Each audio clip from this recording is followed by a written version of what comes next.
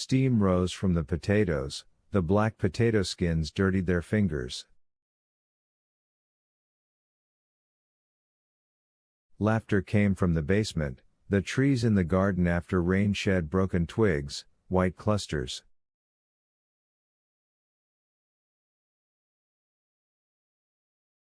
When the storms ended and sultry summer came, there appeared in the vase the long-awaited roses they both loved.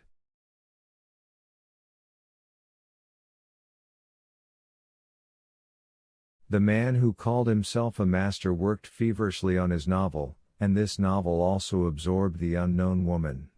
Really, there were times when I'd begin to be jealous of it on account of her, the night visitor come from the moonlit balcony whispered to Ivan.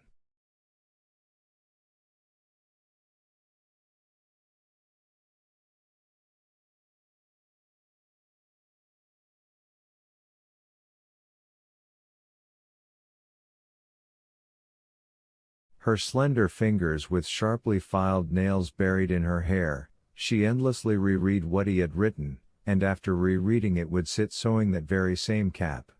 Sometimes she crouched down by the lower shelves or stood by the upper ones and wiped the hundreds of dusty spines with a cloth.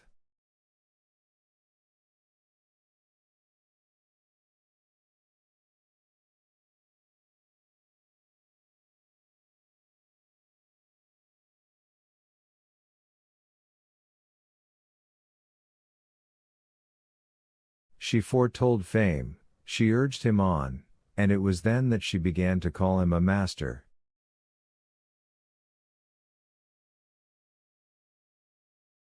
She waited impatiently for the already promised last words about the fifth procurator of Judea, repeated aloud in a sing-song voice certain phrases she liked, and said that her life was in this novel.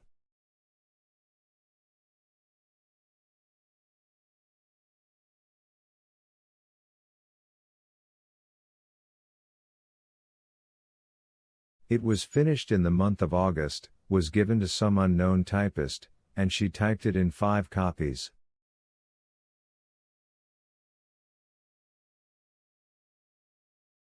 And finally the hour came when he had to leave his secret refuge and go out into life. And I went out into life holding it in my hands, and then my life ended, the master whispered and drooped his head, and for a long time nodded the woeful black cap with the yellow letter.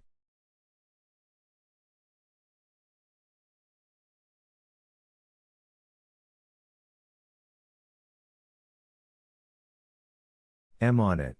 He continued his story, but it became somewhat incoherent, one could only understand that some catastrophe had then befallen Ivan's guest.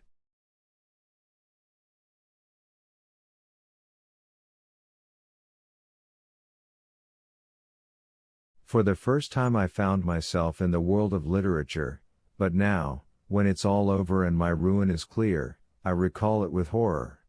The master whispered solemnly and raised his hand. Yes, he astounded me greatly, ah, how he astounded me.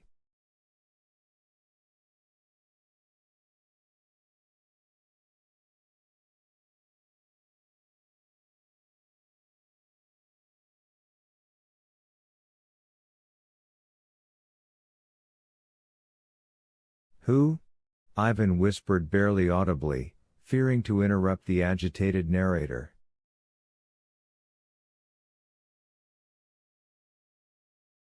Why, the editor, I tell you, the editor. Yes, he read it all right. He looked at me as if I had a swollen cheek, looked sidelong into the corner, and even tittered in embarrassment.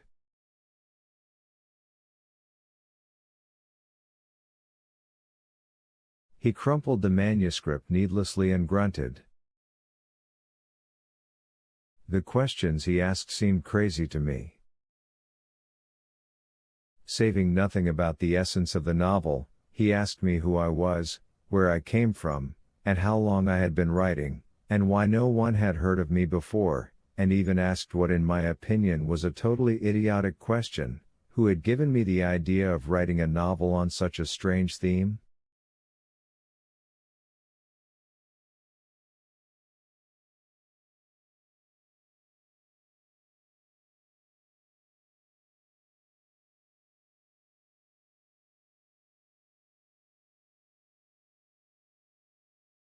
Finally I got sick of him and asked directly whether he would publish the novel or not. Here he started squirming, mumbled something, and declared that he could not decide the question on his own, that other members of the editorial board had to acquaint themselves with my work, namely, the critics Lachinsky and Etherium, and the writer Mstislav Lavrovich. He asked me to come in 2 weeks.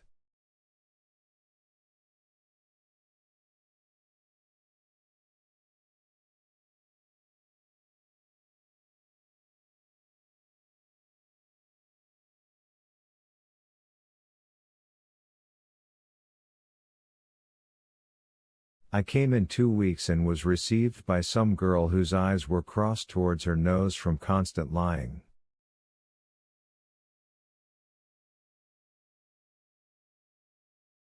That's Lapshenikova, the editorial secretary, Ivan said with a smirk.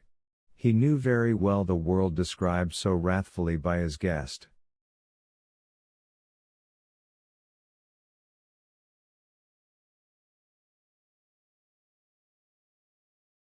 Maybe, the other snapped, and so from her I got my novel back, already quite greasy and disheveled.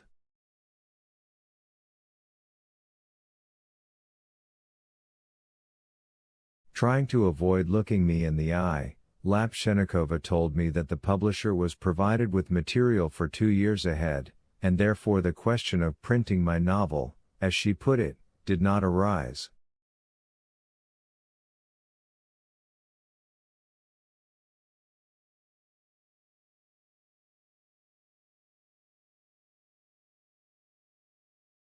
What do I remember after that?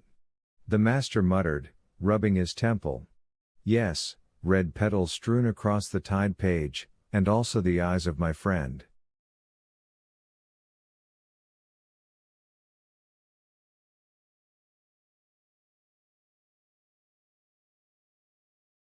Yes, those eyes I remember. The story of Ivan's guest was becoming more confused, more filled with all sorts of reticences.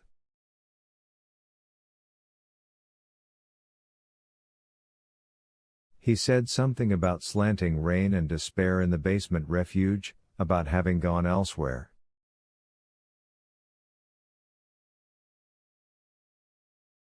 He exclaimed in a whisper that he did not blame her in the least for pushing him to fight. Oh, no, he did not blame her.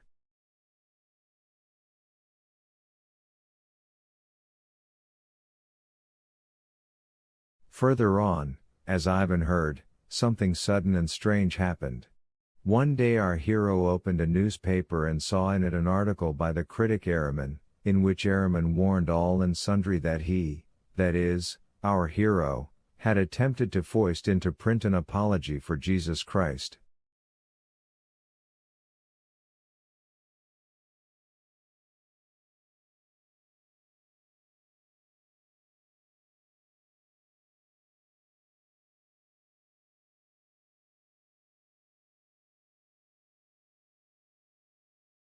Ah, I remember, Ivan cried out. But I've forgotten your name.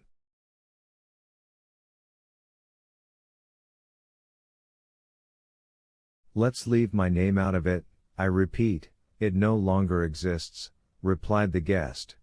That's not the point.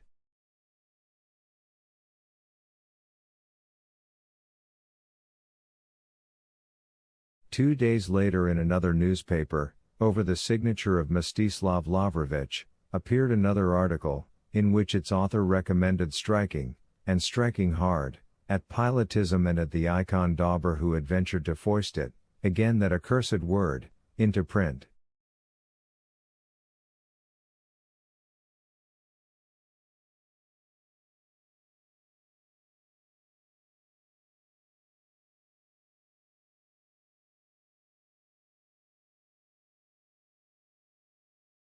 Dumbfounded by this unheard of word. Pilotism, I opened a third newspaper. There were 2 articles in it, one by Lachinsky, the other signed with the initials.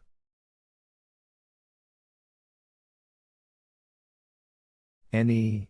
I assure you, the works of Ehrman and Lavrovich could be counted as jokes compared with what Lachinsky wrote.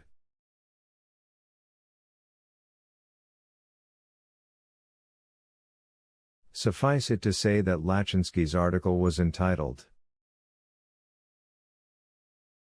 "A Militant Old Believer."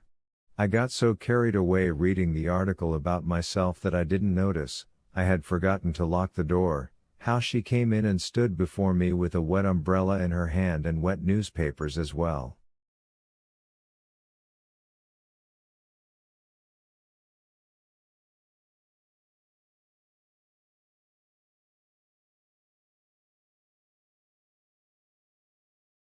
Her eyes flashed fire, her trembling hands were cold.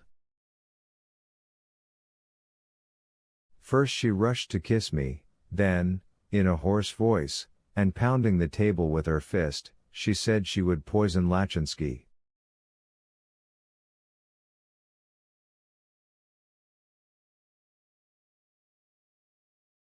Ivan grunted somewhat embarrassedly, but said nothing.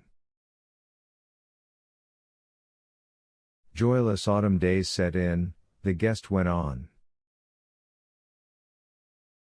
The monstrous failure with this novel seemed to have taken out a part of my soul. Essentially speaking, I had nothing more to do, and I lived from one meeting with her to the next.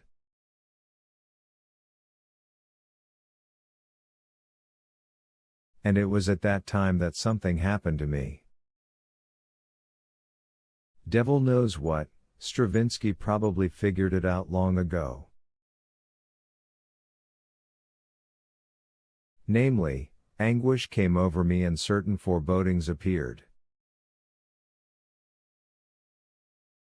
The articles, please note, did not cease. I laughed at the first of them. But the more of them that appeared, the more my attitude towards them changed. The second stage was one of astonishment. Some rare falsity and insecurity could be sensed literally in every line of these articles, despite their threatening and confident tone.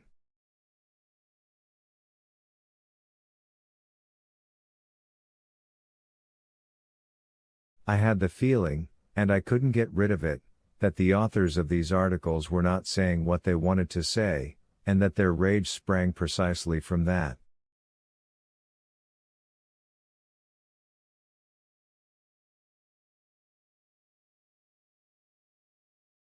And then, imagine, a third stage came, of fear. No, not fear of these articles, you understand, but fear of other things totally unrelated to them or to the novel.